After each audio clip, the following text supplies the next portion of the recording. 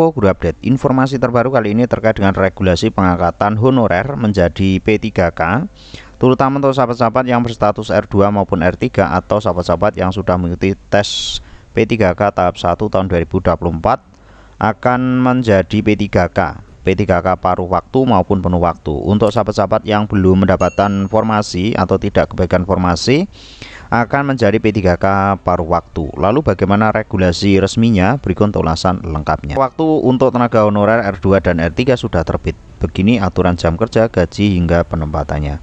Menpan RB Rini Widiantini resmi umumkan status P3 paruh waktu untuk menampung tenaga honorer yang tidak kebagian formasi. Kebijakan pengangkatan P3 paruh waktu tersebut telah termuat dalam surat Menpan RB nomor 5 B5993 MSM 0100/2024. Dalam surat tersebut telah disebutkan bahwa Menpan RB akan mengangkat tenaga honorer yang tidak kebagian formasi akan dialihkan menjadi P3K paruh waktu. P3K paruh waktu merupakan jabatan baru yang dimunculkan mulai tahun ini di lingkup ASN. Jabatan paruh waktu tersebut akan dijadikan tampungan bagi tenaga honorer yang tidak kebagian formasi agar tetap mendapatkan nomor induk pegawai. Hal tersebut digunakan khusus dalam rangka penataan tenaga honorer karena statusnya tidak lagi diakui di instansi pemerintah.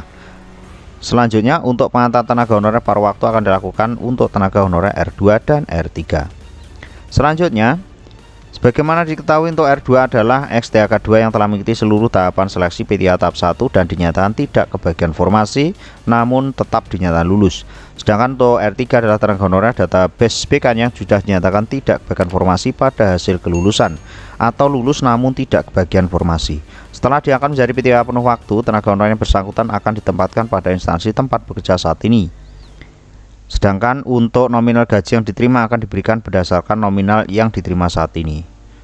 Dalam hal ini, Menpan RB telah menginstruksikan semua Pemda untuk tetap menganggarkan gaji untuk tenaga honorer yang diangkat paruh waktu. Perlu diketahui bahwa meskipun disebut paruh waktu, namun tenaga honorer tersebut tetap diwajibkan untuk bekerja pada jam kerja saat ini atau secara penuh. Nomenklatur P3K paruh waktu tidak bisa diterjemahkan jam kerjanya akan setengah hari.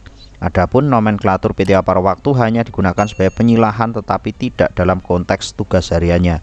Jadi untuk tugas harian bagi sahabat-sahabat yang menjadi P3K paruh waktu tetap penuh ya sahabat-sahabat, namun statusnya hanya P3K paruh waktu dengan gaji yang sudah diterima saat ini. Namun semuanya juga tergantung kebijakan dari Pemda masing-masing atau dari instansi masing-masing. Bisa jadi nanti ada kenaikan ataupun kalau pengurangan saya kira tidak ya sahabat-sahabat. Untuk gaji ini kalau tidak sama ya paling enggak ada penambahan. Untuk jam kerja tetap penuh. Dan untuk penempatan P3K paruh waktu di tempat bekerja saat ini, jadi fix ya sahabat-sahabat, untuk penempatannya adalah di tempat kerja saat ini menjadi honorer. Pendaftaran kembali diperpanjang. Menpan RB dan Mendagri dorong kepala daerah bisa pastikan tenaga non-ASN mendaftar dan ikut seleksi P3K tahap 2. Bagi sahabat-sahabat yang belum mendaftar ataupun belum daftar ya, intinya belum mendaftar di P3K tahap 1 ataupun yang sudah mendaftar namun TMS dan yang TMS di CPNS itu bisa mengikuti tes seleksi P3K tahap kedua. Bagi sahabat-sahabat yang sudah mengikuti tes seleksi P3K tahap 1 dari semua tahapan dan dinyatakan lulus namun tidak ada L-nya ya sahabat-sahabat, mohon maaf, tidak kebagian formasi maksudnya, itu tidak perlu lagi mendaftar di P3K tahap kedua. Lalu P3K tahap kedua ini dikhususkan untuk sahabat-sahabat yang masih terdata database BKN sekitar 400.000 tenaga non-ASN mendaftar dan mengikuti seleksi tahap kedua. Jadi diupayakan oleh pemerintah sisa dari yang mendaftar di P3K tahap 1 dan yang TMS nanti ditambahkan itu sekitar 400.000 non-ASN ya. Saya minta kepada seluruh kepala daerah untuk memetakan dan mengonfirmasi data 443.712 tenaga non-ASN sebagai dasar untuk pendaftaran dan seleksi tenaga non-ASN pada seleksi tahap kedua, ujar ini. Memang sampai hari ini tanggal 12 ini masih ada sekitar 3 hari ya sahabat-sahabat. Rini mengungkapkan Kementerian Pan RB dan BKN tidak menyelesaikan komitmen penataan tenaga non-ASN tanpa keterlibatan aktif pemerintah daerah dan tenaga non-ASN dalam seleksi tahap 2 ini. Jadi ya semuanya harus aktif ya, terutama untuk pemerintah daerah dan yang bersangkutan atau yang akan mendaftar di P3K tahap kedua. Dalam proses penyelesaian penataan tenaga non-ASN, Kemenpan RB telah mengeluarkan 2 kebijakan penting. Yang pertama, keputusan Menpan RB nomor 634/2024 yang substansinya mengatur tentang kriteria pelamar P3K bagi non-ASN yang terdata dalam database BKN, jenis jabatan yang akan dilamar serta penyesuaian usulan kebutuhan P3K. Selanjutnya untuk kebijakan kedua yakni Surat Menteri Pan-RB B5993 yang sudah kita sebutkan tadi ya sahabat-sahabat. Substansi surat itu mengimbau agar para pejabat pembina kepegawaian menganggarkan gaji bagi tenaga non-ASN yang sedang mengikuti proses seleksi hingga pengangkatan jelas rini.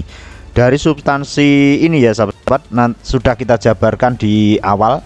Terkait dengan itu, surat itu juga berisi apabila jumlah tenaga non-ASN yang telah mengikuti seluruh tahapan seleksi melebihi jumlah penetapan kebutuhan atau ada yang tidak kebagian formasi, maka P3K non-ASN dapat diangkat menjadi P3K paruh waktu sehingga anggaran P3K paruh waktu tersebut tetap disediakan.